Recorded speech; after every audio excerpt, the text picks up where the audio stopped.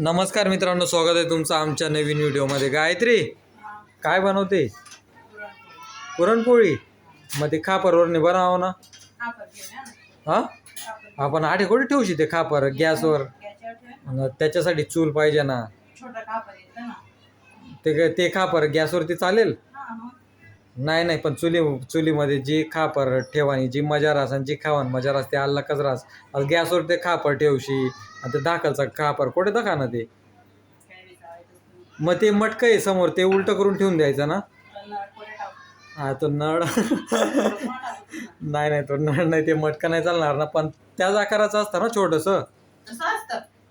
हा, तसं म्हणजे हा छोटंसं असतं याच्यापेक्षा. तर तेच मित्रांनो, आज संकष्ट. हा हा,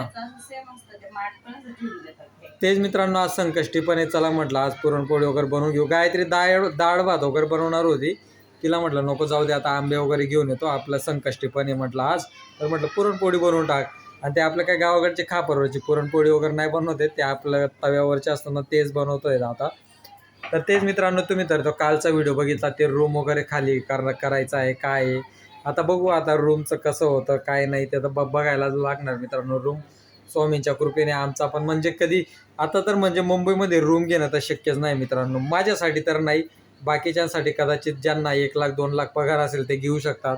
आता माझ्यासाठी, आता मला जेवढी पगार भेटते मित्रांनो तेवढं मी घर चालवतोय बरोबर. त्याच्यामध्ये किराणा, घर भाडं, कारण की घर भाडं माझं नाही म्हटलं तरी 1 ते 1.5 लाख रुपये वर्षालाच जातात मित्रांनो. म्हणजे घरचं भाडं देऊ ना जर महिन्याचा पकडला ना, तर 1,30,000 40,000पर्यंत माझं फक्त घर भाडं जातं वर्षाला. आणि घर घेणं म्हणजे शक्यच नाही डायरेक्ट. इथं अंधेरीमध्ये नुसतं, अंधेरी म्हणजे मी इकडे वर्सोवा मडला राहतो ना. आता मडला पण घेतलं, चाळीमध्ये घेतलं तरी 25 ते 30 लाख रुपये चाळीमध्ये. ते पण नुसतं हॉल आणि किचन वगैरे राहिलं तरी 20 ते 25 लाख रुपये.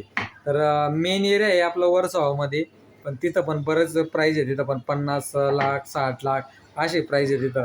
तर म्हणजे मुंबईमध्ये तर माझ्यासाठी तर शक्यच नाही मित्रांनो घर घेणं म्हणजे. मी काही घर घेऊ शकत नाही मुंबईमध्ये, मला पण आता असं वाटायला लागलं आहे.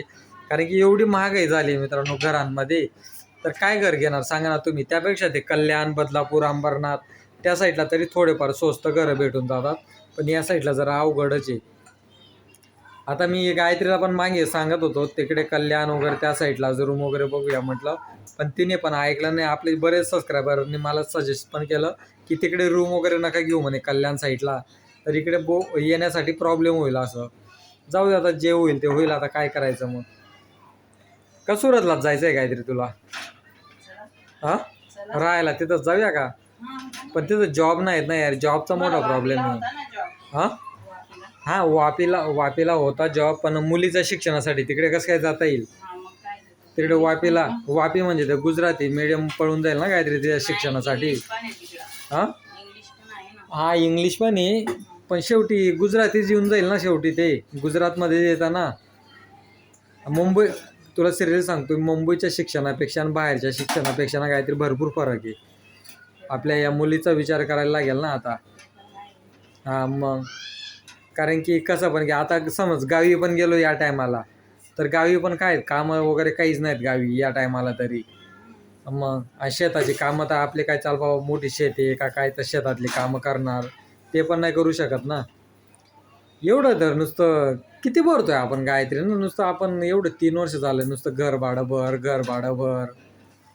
तेच आता बघू. आता रूम मालकाने ते रूम पण खाली करायचं सांगितलं. आता बघू, आता रूम शोधायला लागेल मेन म्हणजे कुठे भेटतो काय नाही.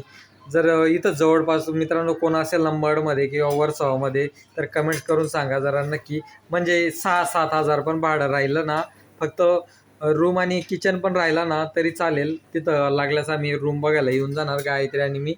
तर कमेंट्स करून नक्की सांगा. जर मडमध्ये असो किंवा वर्सोवामध्ये जर कुठे रूम असेल ना, तर नक्की सांगा आम्हाला दोघांना, म्हणजे तिथं पाहिजे रूम. तर काय, कारण की खाली करायला लागणार आहे आम्हाला कसं पण करून, तरी जूनमध्ये तरी खाली करायला लागणार आहे रूम. ठीक आहे, बघू आता कसं होतं काय नाही. आता सगळं देवाच्या कृपेने, स्वामींच्या कृपेने सगळंच व्यवस्थितच होईल. हे अजून रशी भात पण बनवला आहे का? हां, मग भज्या पण बनवले ना. हां, तू त्या भज्या बिज्या नको बनवू आता, बस झालं. ते पुरणपोळी बनवते तेवढंच बस झालं आता. आता मग पुरणपोळीच बस झालं ना, रशी भात बस झाला ना.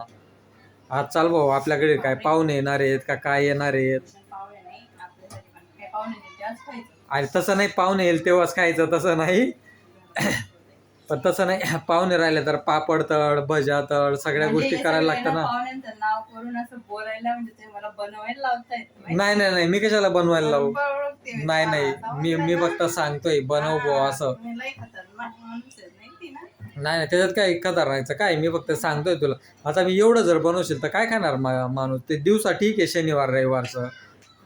मग शनिवार रविवार राहील तेव्हा, म्हणजे शनिवारचं दिवसा जर बनवलं तर ते खाऊ शकतो ना आपण.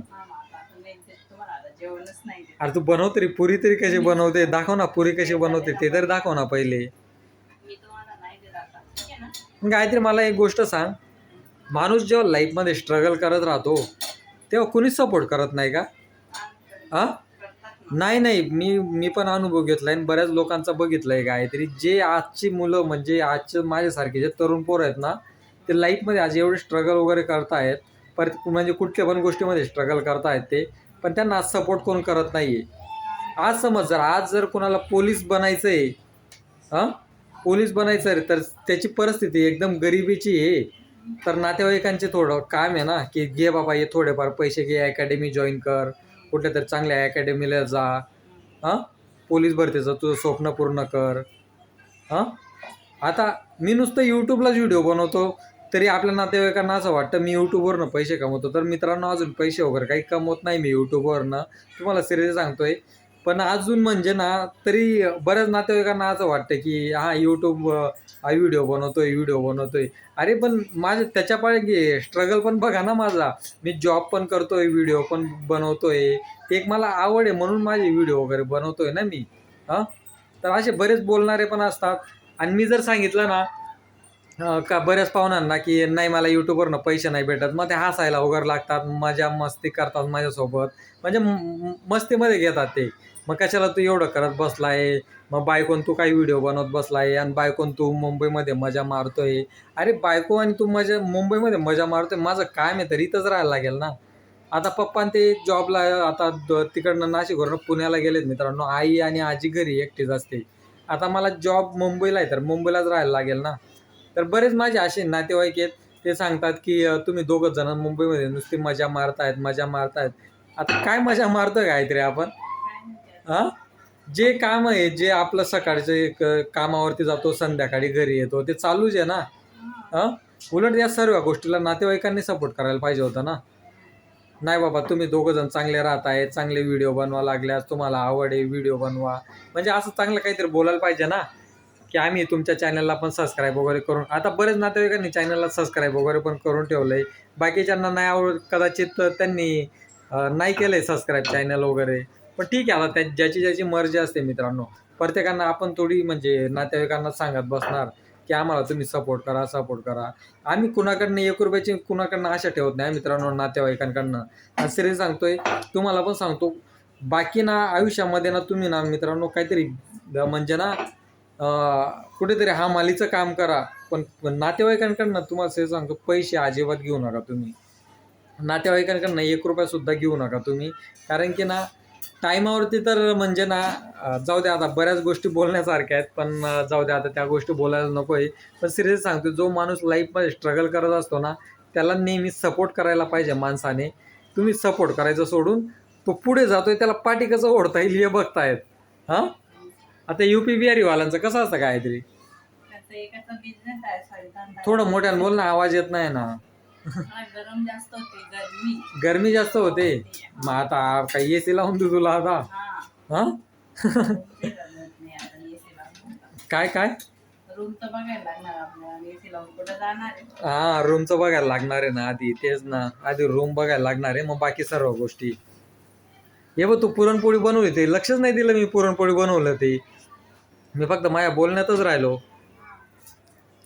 ठीक आहे, चालेल मित्रांनो, काय नाही, तेच लाईफच्या बद्दल चालू होतं. आयुष्यामध्ये काय करायचं काय नाही, एवढं 30 वर्ष निघून गेले आयुष्याचे. अजून पुढे खूप लाईफमध्ये स्ट्रगल करायचं आहे, आणि तो तर काही मरेपर्यंत स्ट्रगल राहणारच आहे मित्रांनो. माझ्याच लाईफमध्ये नाही, प्रत्येकांच्या लाईफमध्ये स्ट्रगल आहेच मित्रांनो. आता प्रत्येकांच्या लाईफ आपापल्या पद्धतीने जगतातच आहेत. कोणी एकदम पैसेवाले पण आहे, कोणी एकदम गरीब पण आहे. प्रत्येक आपापल्या पद्धतीने जगतंय. आपण जगतोय तेच खूप महत्त्वाचं आहे मित्रांनो. देवाने आपल्याला सगळं सही सलामत दिलं आहे, ते खूप महत्त्वाचं आहे. बाकीच्यांना हात आहे, कोणाला पाय आहे, कोणाला हात नाही, कोणाला हात आहे, कोणाला पाय नाही. आपल्याला देवाने सही सलामत बनवलं आहे, त्याचाच खूप आभार माना. असं संकष्टी पण आहे.